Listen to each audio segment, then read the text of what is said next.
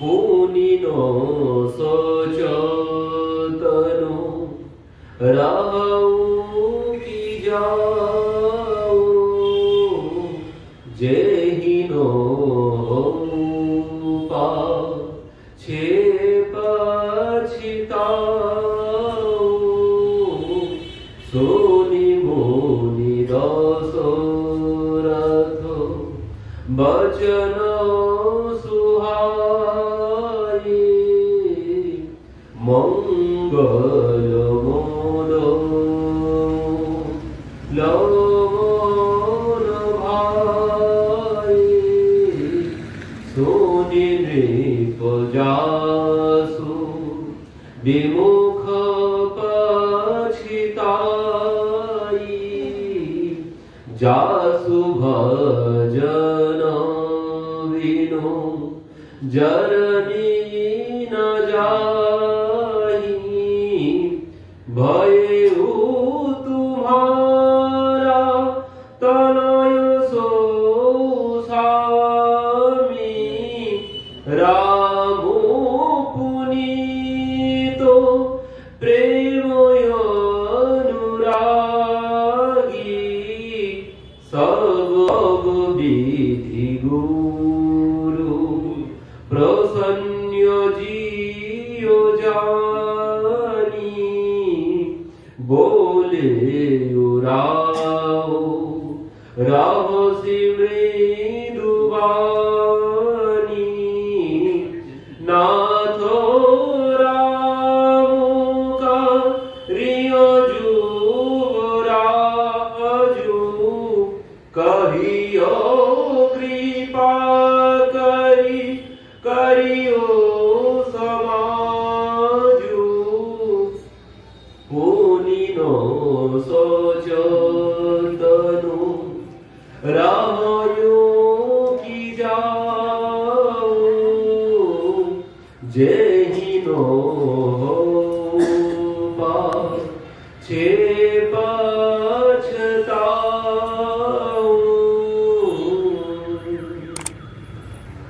तो महाराज दशरथ गुरुदेवेर काছে গিয়েছেন।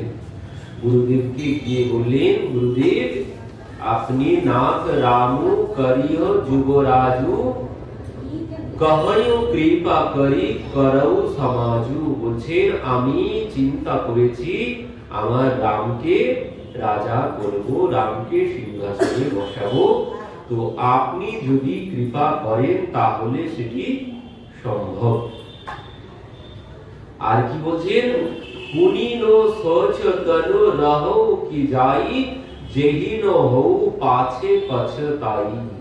বলছেন এই দেহ পুনিন সচতনু রহো কি যাই, বলছেন আর কতদিন বাঁচবো তার কোনো ঠিক নেই। কারণ এই জীবনের কোনো গ্যারান্টি নেই। এই জীবন কেমন, নলিনী দল জল জীবন টলমল ই থেকে আশয়ে পরতি ধীরে। বলছেন এই জীবন পদ্ম পাতায় জলের মতো, এই সব সময় টলমল করছে। কখন যে একটা জোরে বাতাস লাগবে সঙ্গে সঙ্গে জল পড়বে। তো আমাদের জীবনটাও ঠিক তেমনই। বলছেন গুরুদেব পুনিন সচতনু রহো কি যাই, বলছেন পরে যে শরীর থাকবে কিনা তার কোনো ঠিক ঠিকানা নেই। তার জন্য যেহিন হউ পাছে পছতাই, বলছেন পরে যেন পস্তাতে না হয়। আগে দিন থাকতে দিনের নাম না নিলে পস্তাতেই হয়, এটাই তো নিয়ম। ধর্ম এটাই বলছে, শাস্ত্র এটাই বলছে, দিন থাকতে দিনের নাম নিতে হবে। মহারাজ দশরথ সেই কথাই বলছেন, পাছিন হউ যেহিন হউ পাছে পছতাই। বলছেন পুনিন সচতনু রহই কি যাই, বলছেন এই শরীর কবে চলে যাবে তার কোনো ঠিক নেই। তো এই জন্য পরে যেন পস্তাতে না হয়, এই জন্য আপনি কৃপা করে আমার রামকে রাজা করার ব্যবস্থা করে দিন। আপনি যদি কৃপা করেন তাহলেই সম্ভব। কারণ যেহিনা হউ পাছে পছতাই, বলছেন পেছনে পরবর্তীতে যেন আমাকে পস্তাতে না হয়। এই দিন থাকতে দিনের নাম যদি না নেওয়া হয় ওই দাঁত থাকতে দাঁতের মর্যাদা আমরা দিই না, তার জন্য আজ এই অবস্থা। আমরা দাঁত থাকতে দাঁতের মর্যাদা দিতে জানি না, তার জন্য আজ নানান রকম কথাবার্তা শুনতে পাচ্ছি চারিদিকে। আমরা যদি আগের থেকে সাবধান হতাম তাহলে আজ এমন দিন হয়তো দেখতে হতো না। যে বাংলাদেশের যে অবস্থা হয়েছে, সেই চিন্ময়ানন্দ প্রভুকে তারা যেভাবে অত্যাচার করছে, সেখানে উকিল পাওয়া যাচ্ছে না। তো কেন? কারণ আমাদের মধ্যে ওই একটাই দুর্বলতা আছে। আমাদের মধ্যে দুর্বলতা কোথায়? আমাদের মধ্যে দুর্বলতা হচ্ছে এই যে আমরা ওই এক পথেই চলেছি, আমরা অন্যদিকে লক্ষ্য করি না। আমরা মহাপ্রভু ওই বলে গেছেন, ধরলে ভাই নামের মালা, ঘুচে যাবে তীর্থাব জ্বালা। এই নামের মালা ধরেই চলেছি, আমরা আর পেছন দিকে দেখি না। আমাদের ওই এক জায়গায়, আমরা ওই এক জায়গাতেই ওই এক পথেই চলেছি। মহাপ্রভুর দেখানো ওই পথ, রাম আদি অবতারে ক্রোধের নানা অস্ত্র ধরে অসুরের করেছি সংহার, এবে অস্ত্র না ধরিব প্রাণে কাউরে না মারি। তো প্রেম দিয়ে সবার চিত্ত শোধন করবেন। তো মহাপ্রভু যতদিন ছিলেন ততদিন করেছে, কিন্তু আমাদের দ্বারা সম্ভব নয়। আমাদের ওই খোল করতালের ভাষা কয়জনকে বোঝাতে যাব? বর্তমান যা পরিস্থিতি পড়েছে, যদি আমরা ওই পথেই চলি তো আমাদের অমনি অবস্থা হবে। যে কেউ ধরে জেলের মধ্যে পুরে দেবে, কারণ এদের কোনো ব্যাপার নেই, এরা কিছু করতে পারবে না। এদের ওই খোল করতাল ছাড়া আর এদের কোনো কিছু নেই। আমরা ওটাই ধরে বসে আছি। বাড়িতে যদি হঠাৎ শত্রুর আক্রমণ হয় তো কি করে খোল করতাল দিয়ে সামাল দেব? কোনোদিন হবে না। কারণ আমরা বর্তমানে যা হয়েছি অলস, আমরা সবাই ঘুমিয়ে আছি। আমাদের ঘুম আজও ভাঙল না, আমরা কেউ এক হতে জানি না।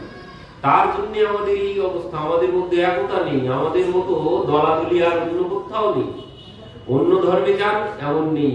অন্য ধর্মের মতো আমাদের মধ্যে এত দলাদলি অন্য ধর্মে এমন নেই। আর আমাদের মধ্যে একতা নেই বলে যে যার মতো অত্যাচার করে চলেছে আমাদের উপরে। আর আমাদের মতো সহনশীল জাতি আর কোথাও নেই। বাঙালির মতো সহনশীল, বাঙালিকে কে কি বললো না বললো কেউ কানে দেবে না, কিন্তু অন্য কাউকে, অন্য ধর্মের কাউকে বলে দেখুন, সঙ্গে সঙ্গে অ্যাকশন শুরু হয়ে যাবে। কিন্তু আমাদের ধর্মে কোনো ব্যাপার নেই। তো কে কি বললো না বললো কেউ শোনে না, কারণ এই সহনশীলতা না, এই অলসতা বাঙালির মধ্যে। একে সহনশীলতা বলে না। আমাদের মধ্যে অলসতার জন্য সবাই আমাদেরকে আজ পেয়ে বসেছে। সবাই এইভাবে অত্যাচার করতে শুরু করেছে, আরো করবে এরপরে। এখনো যদি ঘুম না ভাঙে তো ঘুম ভেঙে যে মানে তারাই বেশি ঘুম ভাঙাবে আমাদের। আর সেদিন খুব একটা বেশি দূরে নেই, গায়ের ধারে এসেই গেছে। 20-25 বছর 30 বছর পরে দেখা যাবে এসব আর থাকবে না। যদি এখনো আমাদের ঘুম না ভাঙে তো দেখা যাবে এখান থেকে 30 বছর পরে আর এসব থাকবে না। কারণ আমাদের অলসতার জন্য আমরা ওই মহাপ্রভু সহজ পথ দেখিয়েছে। আর কোনো কিছু করতে হয় না, বসে বসে শুধু নাম করো। তো এতে কি হবে? এতে নিজের উদ্ধার হতে পারে। বসে বসে নাম করলে ওতে নিজের উদ্ধার, আত্ম উদ্ধার হবে। কিন্তু নিজেকে রক্ষা করবো কি করে? ও নাম করলে নিজের আত্ম উদ্ধার হবে। আমি নিজেকে উদ্ধার করতে পারবো। তো সেই উদ্ধার করা পর্যন্ত তো আমাকে টিকে থাকতে হবে। অকালে যদি আপনাকে কেউ মেরে দেয় তো কি করে উদ্ধার হবে? উদ্ধার তো হলো না। তো তার জন্য আত্মরক্ষাও করতে হবে, নিজেকে রক্ষা করতে হবে, তারপরে উদ্ধার। এই শরীরটাকে যদি আমি না রক্ষা করতে পারি উদ্ধার কি করে হবে? মাঝখানে অকালে যদি কেউ এসে মেরে দেয় তাহলে আমার আর উদ্ধার হওয়া হলো না। তো তার জন্য শরীরটাকে রক্ষা করতে হবে। আর শরীরটাকে রক্ষা করতে গেলে শুধুমাত্র ওই শুক্লপক্ষ নিয়ে বসে থাকলে হবে না, কৃষ্ণপক্ষও দেখতে হবে। ভগবান বিবাহ করতে গেছেন, প্রভু রামচন্দ্র বিবাহ করতে গেছেন, কাঁধে ধনুর্বাণ ঝুলছে। ভগবান শ্রীকৃষ্ণ শুধু বাঁশি বাজাননি, তিনিও সুদর্শন চক্র চালিয়েছেন। তো আমাদের সেদিকেও লক্ষ্য রাখতে হবে। শুধুমাত্র মহাপ্রভু বলেছে যে ওই খোল করতাল নিয়ে সব হবে না। বর্তমান পরিস্থিতিতে ধর্ম কাকে বলে? ধর্ম বর্তমান ধর্মের যে সংজ্ঞা, ধর্মের সংজ্ঞা কিন্তু পরিবর্তন হয়। ধর্মের সংজ্ঞা একরকম হয় না। এক কথায় কোনোদিন ধর্মের সংজ্ঞা দেওয়া যাবে না, ধর্মের পরিভাষা দেওয়া যাবে না। স্থান কাল পাত্র বিশেষে ধর্ম, ধর্মের সংজ্ঞা হয় স্থান কাল পাত্র বিশেষে। এক কথায় ধর্মের কোনোদিন সংজ্ঞা দেওয়া যাবে না। স্থান কাল পাত্র, দেখুন আমরা সহনশীল, যে অহিংসা পরম ধর্ম আমরা বলি, ধর্ম এটা আমাদের ধর্ম, অহিংসা পরম ধর্ম। আমরা কারোর কোনো দিকে হিংসা করি না, অহিংসা পরম ধর্ম এই কথা বলে চলি। তো আমার উপরে যদি, আমার বাড়িতে যদি এক্ষুনি কেউ অস্ত্র শস্ত্র নিয়ে অত্যাচার করে, তো আমি বলবো অহিংসা পরম ধর্ম বলে বসে থাকলে হবে ধর্ম? আমি যদি বলি অহিংসা পরম ধর্ম, আমি কাউকে আক্রমণ করবো না, তাই আমার যা হয় হয়ে যাক, সেটা কি ধর্ম হবে? যে সম্মুখে যে বিপদ এসেছে সেই বিপদকে রক্ষা করা, সেই বিপদকে বাধা দেওয়া, সেটাই হচ্ছে ধর্ম। তো ধর্ম এক এক সময় স্থান কাল পাত্র বিশেষে পরিবর্তন হয় ধর্মের সংজ্ঞা। এই ধরুন পথে চলতে চলতে আমি খুব শক্তিশালী, তো চলতে চলতে আমার সম্মুখে কোনো অবলা স্ত্রীর উপরে কেউ অত্যাচার করছে। এখন আমি শক্তিশালী, যদি আমি দুর্বল হতাম সেখান থেকে মাথা নিচু করে চলে এলে কোনো ব্যাপার ছিল না। আমি যদি শক্তিশালী হই, সেখান থেকে যদি মাথা নিচু করে চলে আসি, তাহলে কিন্তু অধর্ম হবে। আমার ধর্ম রক্ষা করা। তো স্থান কাল পাত্র বিশেষে ধর্মের সংজ্ঞা পরিবর্তন হয়। কিন্তু আমরা ওই এক পথ ধরেই বসে আছি। এখন যদি হঠাৎ ঘরের মধ্যে একটা সাপও আসে, তাকে ওই লাঠিও খুঁজে পাওয়া যাবে না, অস্ত্র তো দূরের কথা, একটা লাঠিও ঘরের মধ্যে খুঁজে পাওয়া যাবে না। অন্য ধর্মে দেখুন তাদের উৎসবটাই হচ্ছে কাটাকাটি অস্ত্র শস্ত্র নিয়ে, তাদের উৎসব সেটাই, অস্ত্র নিয়ে বেরোয়, কাটাকাটি, রক্ত ঝরাতে ঝরাতে বেরোয়। আর আমাদের ঘরে ওই খোল করতাল খুঁজলেই পাওয়া যাবে, আর কিছু পাওয়া যাবে না। তো নিজেকে রক্ষা করবো কি করে? ভগবান আমাদের দেব দেবী সবাই অস্ত্র ধরেছে হাতে, সবার হাতে অস্ত্র আছে। পরশুরামজি সর্বক্ষণ অস্ত্র ছাড়া চলতেন না। পরশুরামজি, প্রভু রামচন্দ্রের সর্বক্ষণ কাঁধে ধনুর্বাণ আছে। ভগবান শ্রীকৃষ্ণ বাঁশিও বাজিয়েছেন, সুদর্শন চক্রও ধরেছে। তো শুধুমাত্র আমরা যদি ওই মহাপ্রভুর ভাবাদর্শ নিয়ে চলি, তো তার জন্য আজকে এই অবস্থা, তার জন্য জেলে পুড়েছে। যদি আমাদের মধ্যেও ওই রকম অস্ত্র শস্ত্র ওই রকম থাকতো, তাহলে সাহস পেত না কেউ।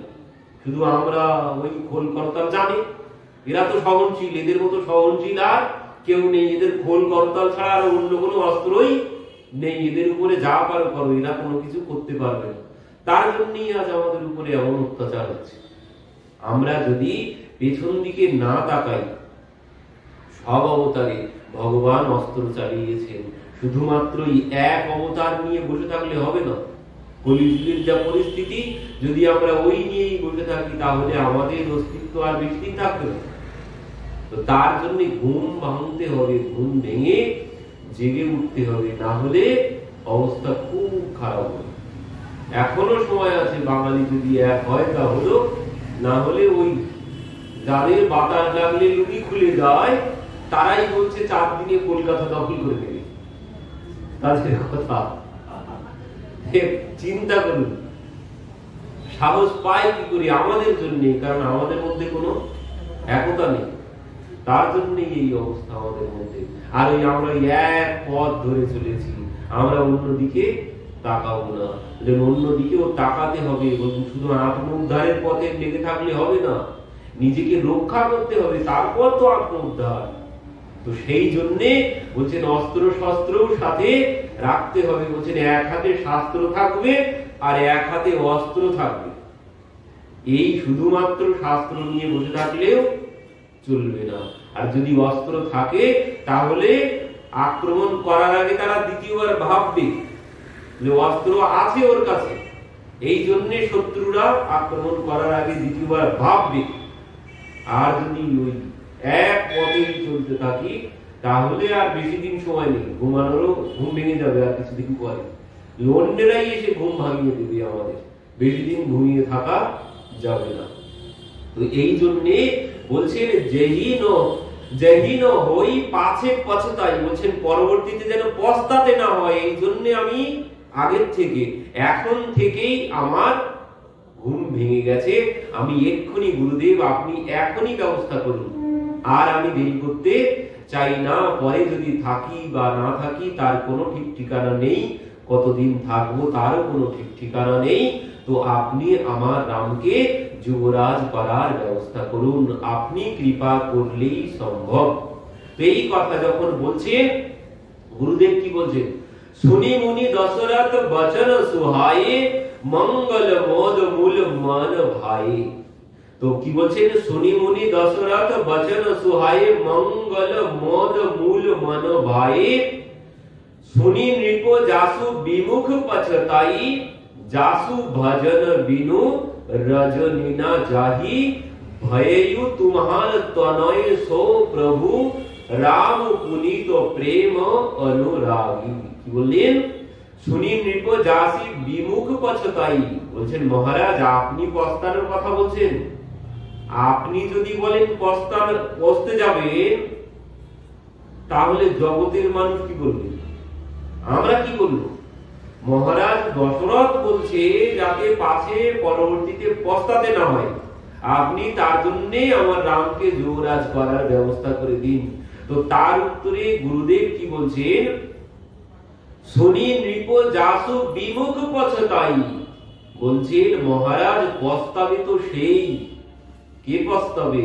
বলছেন যাসু ভজন বিনু রজনী না যাহি, বলছেন পস্তাবে সেই যে আপনার পুত্রের ভজন না করলো, আপনার পুত্রের নাম যে জপ না করলো, আপনার পুত্রের শরণাগত যিনি না হলো তিনি পস্তাবেন। আপনি পস্তাবেন কি করে? বলছেন ভয়য়ু তোমার তনয় সই প্রভু, রাম পুনিত প্রেম অনুরাগু, বলছেন সেই পুত্র যার নাম না নিলে, যার চরণে আশ্রয় না নিলে, যার শরণাগত না হলে জীবকে পস্তাতে হবে, সেই ভগবান আপনার পুত্র, আপনি পস্তাবেন। আপনার এখানে কোনো পস্তানোর প্রশ্নই ওঠে না। স্বয়ং ভগবান যখন আপনার পুত্র, আপনার মুখে এই কথা মানায় না, পস্তাবো তো আমরা যারা ভগবানের শরণ নিলাম না। বলছেন কি আবার, দিন থাকতে দিনের নাম নিতে হবে। যেহি ন হই পাছে পছতাই, বলছেন আগের থেকে, পরে না। যে আমরা বলি এখন কেন, এখনো তো অনেক সময় আছে। পরশ মনি পাইয়া কহে কোনজন, আজি নহে কালি লব থাকুক এখন, যে কহে সে নির্বোধ, কালি মেলে কি না মেলে নাহি জানে তত্ত্ব। বলছেন ওই যে এখন কেন, এখনো তো অনেক সময় আছে, বুড়ো বয়সে ভগবানের নাম করব, বলছেন সেই পস্তাবে, তাকে পস্তাতে হবে। বলছেন এই জন্যে আগের থেকেই দিন থাকতে দিনের নাম নিতে হবে, যাতে পরবর্তীতে পস্তাতে না হয়। তো কি বলছেন, বেগী বিলম্ব না করিও নৃপ, সাজিও সুবহু সমাজু, সুদিন সুমঙ্গল তব হি জব, রাম হই যুবরাজু। কি বললেন? তাহলে বলছেন, তাহলে গুরুদেব আপনি দিনক্ষণ ঠিক করুন, কবে আমার রাম সিংহাসনে বসবে।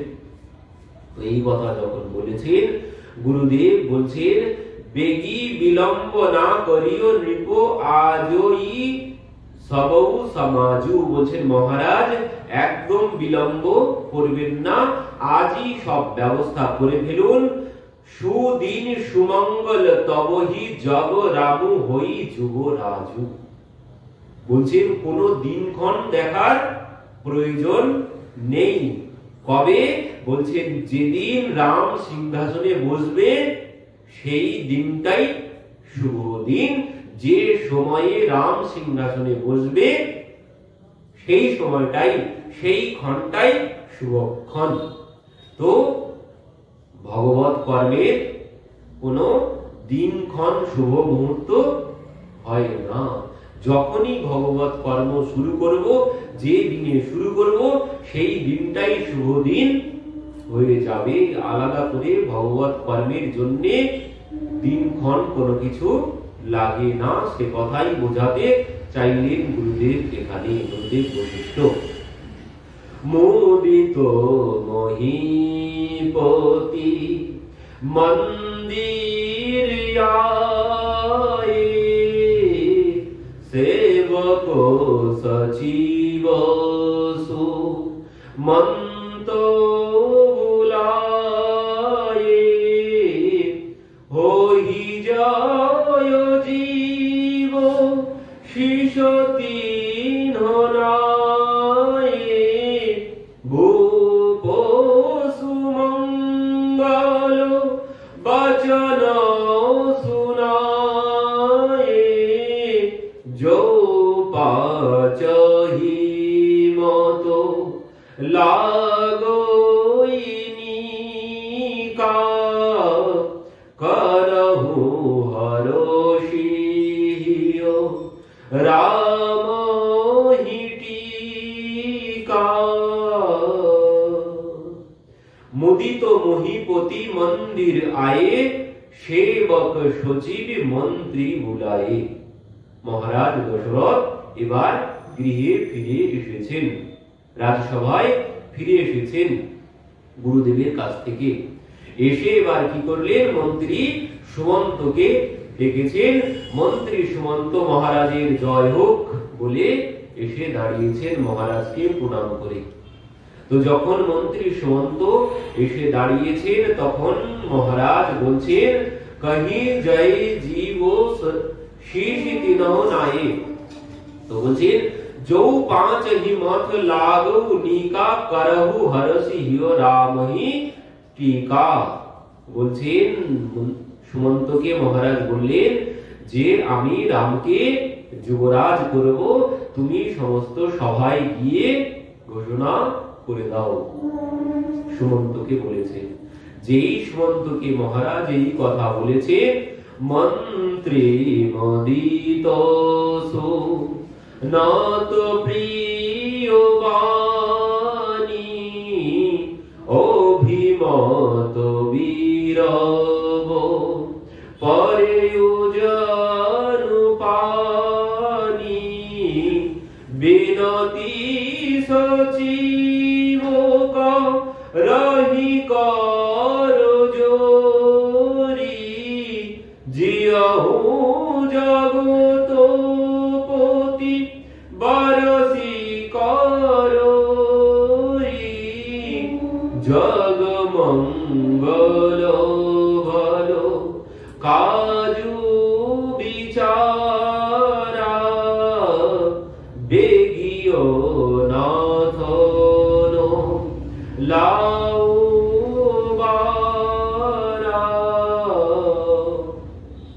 মন্ত্রী মদিত শুনত প্রিয় বাণী। মন্ত্রী মহাশয় সুমন্ত এই কথা শ্রবণ করে খুব আনন্দ পেয়েছেন। মন্ত্রী কি বলছেন, বিনতি সচিবহু করহি করজোড়ি। করজোড়ে সুমন্ত মহারাজকে বলছেন, মহারাজ জিয়হি জগতপতি বরসহি কররি। বলছেন মহারাজ আপনি আরো 100 বছর বেঁচে থাকুন। আপনি যে সিদ্ধান্ত করেছেন জগতের কল্যাণের জন্য, খুব ভালো সিদ্ধান্ত করেছেন। ভগবান আপনাকে যুগ যুগ বাঁচিয়ে রাখুক।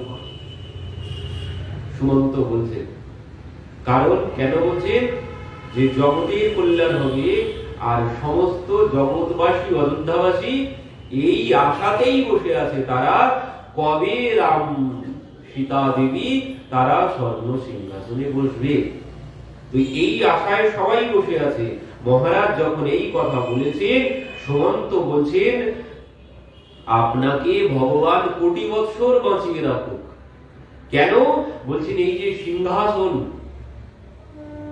শুধু রাম বসবে তাই না। কেন বলেছেন এই কথা, বলছেন এই যে সিংহাসন, এই সিংহাসন ছাড়া বড় কঠিন ব্যাপার। নিজের ইচ্ছায় সিংহাসন ছাড়া কেউ কোনোদিন ছাড়তে পারে না। সিংহাসন ছাড়াটা বড় কঠিন কাজ, চেয়ার ছাড়া যায় না। তাই সমস্ত রাজ্যবাসীও প্রতিবাদ করলেও ছেড়েছে। এত প্রতিবাদ উঠেছিল, ছেড়েছে। সিংহাসন একবার বসলে ও আর ছাড়া যায় না। এই জন্য বলছেন ভগবান আপনাকে কোটি বছর বাঁচিয়ে রাখুক, যে আপনি নিজের ইচ্ছায় সিংহাসন ছাড়ার পরিকল্পনা নিয়েছেন। এর মতো বড় পরিকল্পনা আর হয় না, কারণ আপনি যে এই বয়সে সিংহাসনের মোহ ত্যাগ করতে পেরেছেন, এর থেকে বড় আর কর্ম কোনো কিছু নেই। এই মোহ ত্যাগ করা, সিংহাসনের মোহ ত্যাগ করা বড় কঠিন ব্যাপার। এই সিংহাসনের মোহ ত্যাগ করা যায় না। এই জন্য সুমন্ত বলছেন এই কথা।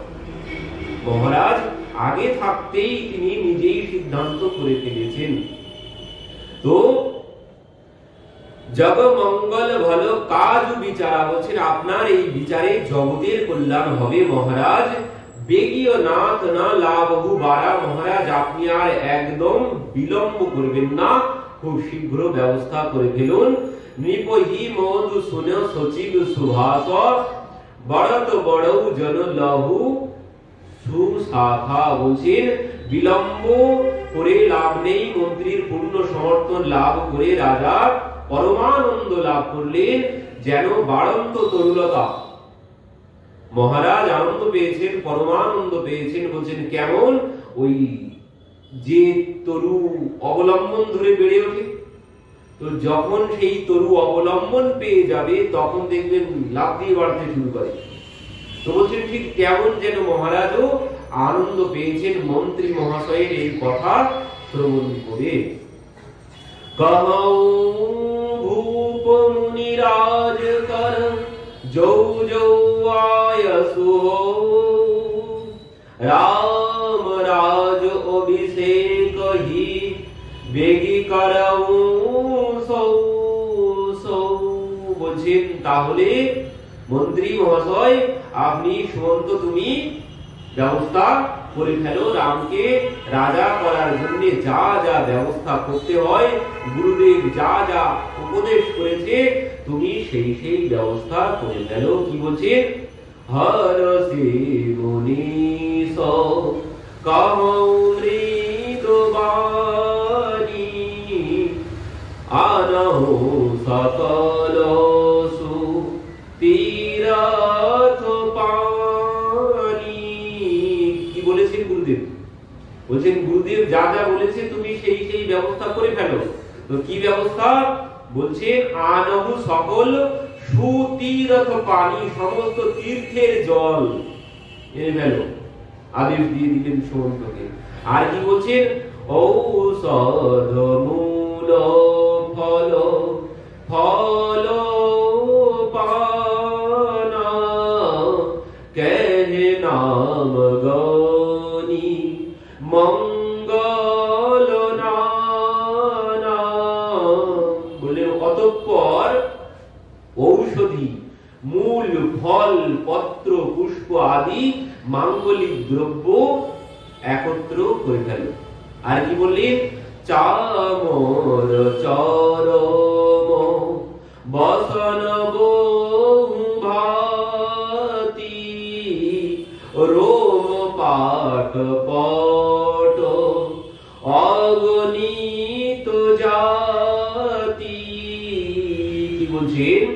চামর, মৃগচর্ম, বিভিন্ন ধরনের বস্ত্র, অসংখ্য জাতির পশম ইত্যাদি রত্ন আদি আনার উপদেশ করলেন। আর কি বললেন? বেদ বিদিত কহি সকল বিধান, কহৌ রচহু পুরো বিবিধ বিতান। বলছেন বেদে যা যা বলা আছে সেই সমস্ত কিছু ব্যবস্থা তুমি করে ফেলো। আর কি? কহৌ রচহু পুরো বিবিধ বিতান, বলছেন সমস্ত নগর সাজিয়ে ফেলো। সফল রসালো পুগ ফল কেরা, রহপ বিথি নহ পুরচহু ফেরা। বলছেন সমস্ত কদলী বৃক্ষ রোপণ করার ব্যবস্থা করো, রত্ন মণ্ডিত বেদী রচনা করো, আর পণ্য বিথিকা সকল সুসজ্জিত করো, গণপতি গুরুদেব কুলদেবতার পূজার ব্যবস্থা করে ফেলেন। আগে সবকিছু শুভ কর্মের আগেই দেখেছেন এখানে গণপতি আর কুলদেবতা পূজার ব্যবস্থা হচ্ছেন আগে গুরুদেব, গণপতি, গুরুদেব, কুলদেবতা, এই তিন জনের পূজা আগে করতে হবে। যা কিছু শুভ কর্মের আগে গণপতি, গুরুদেব আর কুলদেবতা পূজার ব্যবস্থা তুমি আগে করে ফেলো। তো সেই মতো সুমন্ত ব্যবস্থা করতে শুরু করেছেন। ধ্বজা পতাকা তোরণ কলস সাজু তুরগ রত্নাগ শির ধরি মুনিবর বচন সবু নিজ নিজ কাজহিলা। ধ্বজা পতাকা তোরণ কলস নগরী দ্বারা সুসজ্জিত করা হলো সমস্ত নগরী। হস্তি রথ অশ্ব সবাইকে সাজানো হলো। শুধুমাত্র নগর না, যত হাতি ঘোড়া রথ ছিল সব কিছু সাজানো হলো। মুনিবর বশিষ্ঠ দেবের আদেশ শিরোধার্য করে সমস্ত কাজকর্মের ব্যবস্থা সঙ্গে সঙ্গে হয়ে গেল, কোনো বিলম্ব হলো না, সাথে সাথে সব ব্যবস্থা হয়ে গেল। যমনি সজহি আয়া সুদীনা সোতে হি কাজু প্রথম জনুকিনা। কি বলছেন? মুনি বশিষ্ঠ দেব যা করতে বলেছিলেন তা অতি অল্পকালেই সব কিছু সম্পন্ন হয়ে গেল। সোনত রাম অভিষেক সুহাবা বাজ গাবহ ধোবা ধাবা রাম সিয় তনু সগনু জানায়ে ভরক হি মঙ্গল অঙ্গ সুহায়ে। কি বলছে? এবার প্রভু রামচন্দ্র সীতা দেবীর কথা বলছেন। এই সংবাদ লাভ করেই অযোধ্যায় উৎসবের আয়োজন তো হয়েই গেছে। রাম রাজা হবে তার জন্য উৎসবের আয়োজন তো হয়েই গেছে। বলছেন এর মধ্যে প্রভুকে খবর এখনো দেওয়া হয়নি, প্রভু রামচন্দ্রকে সীতা দেবীকে এখনো এই কথা জানানো হয়নি। বলছেন জানানোর আগেই যেন শুভ লক্ষণ তারা পেতে শুরু করেছে। তো পরবর্তীতে